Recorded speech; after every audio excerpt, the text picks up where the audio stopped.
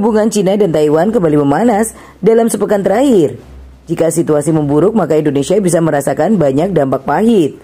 Kembali memanasnya hubungan Tiongkok dan Taiwan dipicu oleh kunjungan Presiden Taiwan, Tsai Ing-wen, ke Amerika Serikat pekan lalu. Di Amerika Serikat, Tsai menggelar pertemuan penting dengan sekelompok anggota parlemen bipartisan, termasuk Ketua DPR Amerika Serikat Kevin McCarthy. Presiden Xi Jinping pun memberi peringatan keras. Ia langsung meminta militer untuk bersiaga penuh dan menggelar latihan militer. Australia sebagai sekutu Amerika Serikat di kawasan Pasifik juga ikut membuat panas situasi dengan mengirim tentara mereka. Situasi yang memanas tentu saja menjadi kekhawatiran global, terlebih bagi negara yang berada di kawasan Asia Pasifik seperti Indonesia. Jika perang meletus, maka banyak konsekuensi yang harus ditanggung banyak negara, diantaranya adalah terganggunya lalu lintas perdagangan. Indonesia tidak pernah memiliki hubungan diplomatik resmi dengan Taiwan. Hubungan keduanya lebih didasari pada kerjasama ekonomi. Lalu jika perang meletus, apa saja yang harus diwaspadai Indonesia? Perang dalam skala apapun akan mengganggu jalur distribusi barang. Layanan kargo biasanya akan memutar untuk menghindari wilayah konflik, hingga ongkos akan jauh lebih mahal. Akibatnya barang akan menjadi makin mahal dan inflasi naik.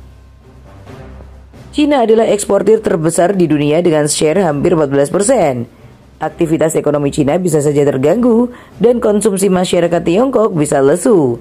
Akibatnya permintaan sejumlah barang juga akan menurun dan kondisi tersebut akan berpengaruh kepada harga komoditas seperti batu bara hingga minyak sawit mentah. Cina merupakan mitra dagang terbesar Indonesia dengan nilai total perdagangan menembus 133,65 miliar US dollar pada 2022. Indonesia merupakan pemasok utama batu bara bagi Cina. Komoditas andalan lainnya adalah minyak sawit, nikel dan ferronikel hingga besi dan baja. Sebaliknya, Tiongkok adalah pemasok utama bagi Indonesia untuk mesin dan peralatan mekanik, kendaraan dan bagiannya serta plastik. Meskipun tidak sebesar Cina, ekspor ke Taiwan juga terus tumbuh. Ekspor Indonesia ke Taiwan berupa minyak sawit dan batu bara. Sebaliknya, Indonesia mengimpor elektronika dan komoditas pesawat.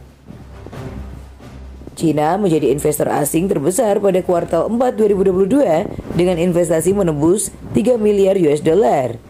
Tiongkok menggeser Singapura yang selama bertahun-tahun menjadi investor terbesar dalam satu kuartal. Secara keseluruhan tahun 2022, Singapura masih menjadi investor terbesar RI dengan nilai investasi menembus 13,3 miliar US dollar.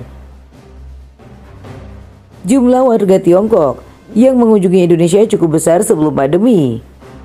Jumlah turis Cina yang berkunjung ke Indonesia turun drastis karena Cina menutup perbatasan dan mereka baru membuka perbatasan pada Januari tahun ini. Pada 2022, jumlah wisatawan mancanegara Tiongkok yang berkunjung ke Indonesia hanya menyentuh 144.000. Bila perang pecah, maka kunjungan turis Cina ke Indonesia bisa semakin menurun hingga devisa dari Tiongkok semakin berkurang. Taiwan dan Hong Kong adalah dua kawasan yang menjadi tujuan favorit bagi pekerja imigran Indonesia. Kementerian Tenaga Kerja mencatat pekerja migran Indonesia di luar negeri mencapai 200.761 orang per akhir 2022. Perang bisa mengancam tenaga kerja Indonesia di luar negeri.